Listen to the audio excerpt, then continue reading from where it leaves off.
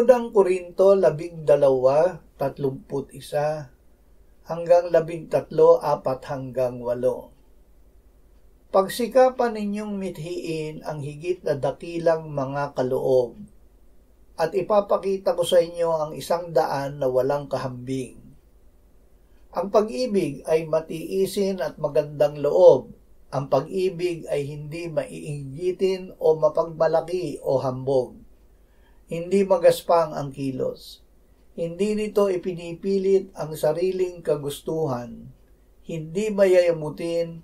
Hindi nagtatala ng mga pagkakamali. Hindi ito natutuwa sa masamang gawa, kundi natutuwa sa katotohanan. Pinapasan ito ang lahat ng bagay. Pinaniniwalaan ang lahat ng bagay. Inaasahan ang lahat ng bagay. Tinitiis ang lahat ng bagay. Ang pag-ibig ay walang katapusan. Ang pag-ibig ng Diyos. Nang tayo ay sumampalataya kay Jesus na ating Panginoon at tagapagligtas, ay ibinuhos ng Diyos ang kanyang pag-ibig sa ating puso sa pamamagitan ng Espiritu Santo. Ang pag-ibig ng Diyos ang dahilan kung kaya't sinugo niya ang kanyang bugtong na anak upang tayo'y mabuhay sa pamamagitan niya.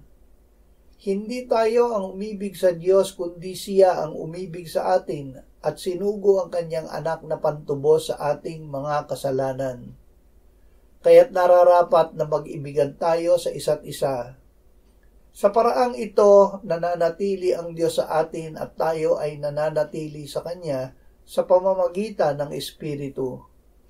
Ang pag-ibig ng Diyos ang pinakadakilang kaloob sa atin ng Diyos, kasama ng ibang mga kaloob ng Espiritu Santo. Ito rin ang nagbibigay sa atin ng kapangyarihang ibigin kahit ang hindi kaibig-ibig.